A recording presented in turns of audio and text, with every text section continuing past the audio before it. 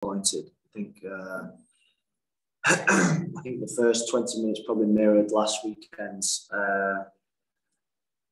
first probably 20 to 30 minutes, where and the only difference is probably Austin scored 2 and Chicago didn't. And once we got through that first 20 to 30 minutes, we felt we just settled down a little bit. But you can't give teams the chances that we got with bad concentration.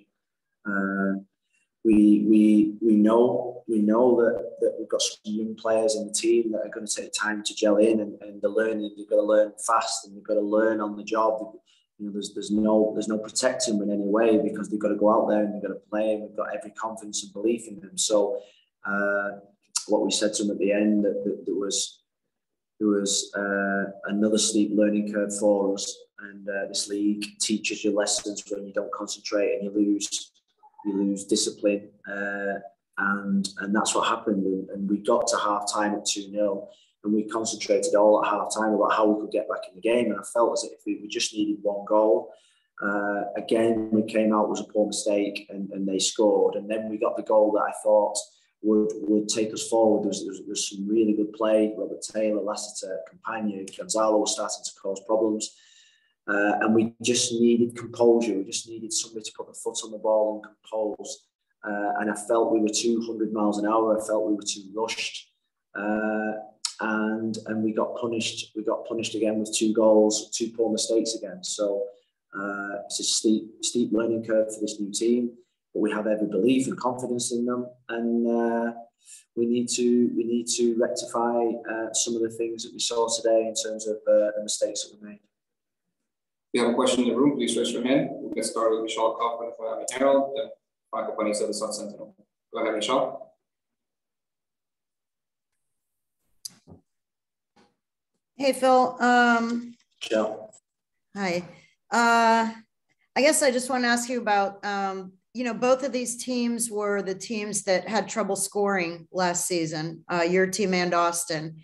And somehow they're now, they've scored 10 goals in 2 games. What do you think, what's been the biggest difference? Is it just that you guys have had to have so many new players? I mean, what do you think that they've done to improve?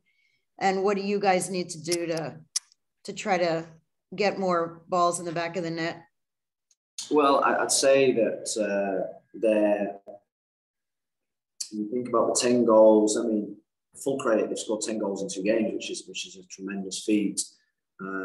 Looking back at the Cincinnati game and our game, there's probably 7 or 8 poor defensive errors in both games, not taking away anything from Austin, because I thought their front players were really good. They were decisive, they were clinical, and they've invested heavily in that part of the pitch, and that's why they get the rewards that they do. I have felt that we've, particularly in the second half and the second half against Chicago, that we've been creating chances.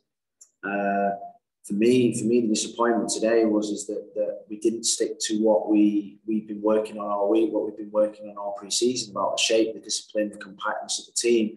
All of a sudden, when you go a goal down, you've got to remain in the game for as long as possible and keep that discipline and shape. And we started to do individual things, and that cost us. And yes, we had a new back 3 against Chicago. We had a new back 3 again today, with Breck stepping into the back 3. So we've only had 3 days to work on both back 3s. So that's something that we just got to get used to. There's going to be no Ian Frey. Damien Lowe's probably going to be out for another 10 days.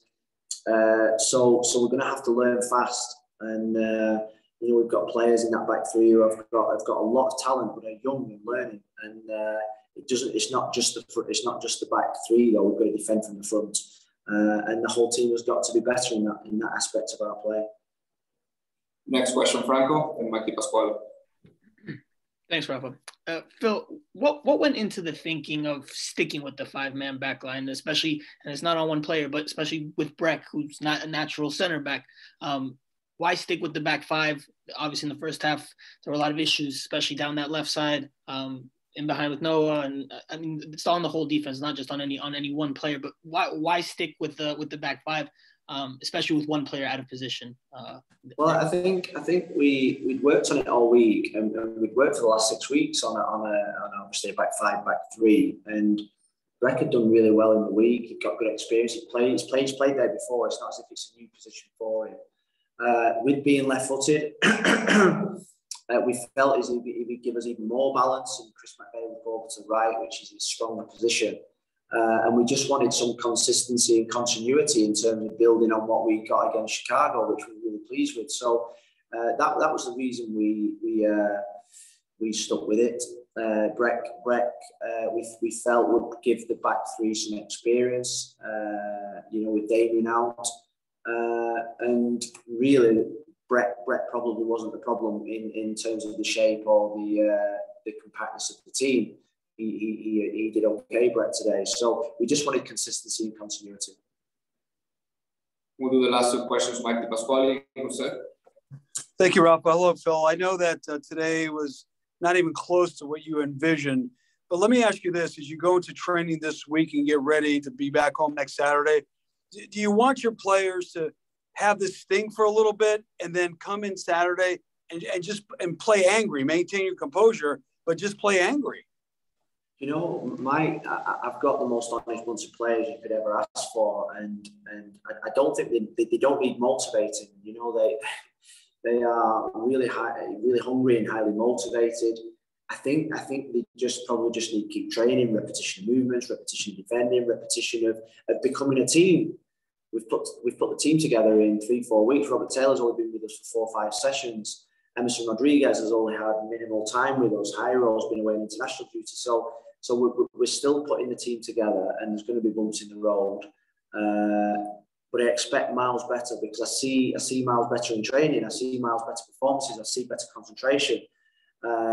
And that's where growing up really fast, this team has to do. And it's up to the senior players. I look at the senior players, look at Clement, Brett, Gonzalo, Gregori, Mota, Ariel. These are players that need to lead and need to keep the team compact on the pitch. So my challenge is to all the team now is to recover quickly, because we have to, because we're playing one of the best teams again next week in LFC, and we've got to bounce back and respond and get the right result. Last question, Jose. Thank you, Rafa. Phil, I wanted to ask you, about the strategy offensively, because you mentioned you were set in the first half with having a 3-man backline. But what was the tactic offensively, and why did you think that wouldn't work in the second half to help you get back into the game since you changed into another formation? Thank you. Well, I think when you're 2-0 down at half-time, you have to change something. You can't just, you just can't. I don't think you just go out there and just do the same stuff, because I think we needed a spark from someone. I needed to get more attacking players on the pitch. I needed to get Taylor, Campagna, Ariel and Gonzalo on the pitch into a system that would work. That's why we went to a 4. I felt as if their switches of play were probably causing us a few problems. So that meant that nullified their switches of play. It meant that we were a little bit more compact. And I just wanted more attacking players, because I wanted to expose their back 4, which I thought we could do, and we did towards in the start of the second half. So that's why I think when you're 2-0 down, you can't just come out and just do the same, because I think you need a spark from somewhere, and getting attacking players on the pitch will always be my philosophy. And the third goal was a real killer, a mistake. We had possession of the ball, we had control of the game, and a mistake just puts us really with the game out of our reach. And at 3-1, then what we're asking for is just total composure to keep in the game, get to 70, 80 minutes with still that scoreline, and you just never know. 1 goal and the crowd get nervous, but we showed naivety. Thank you, Coach. Okay, guys.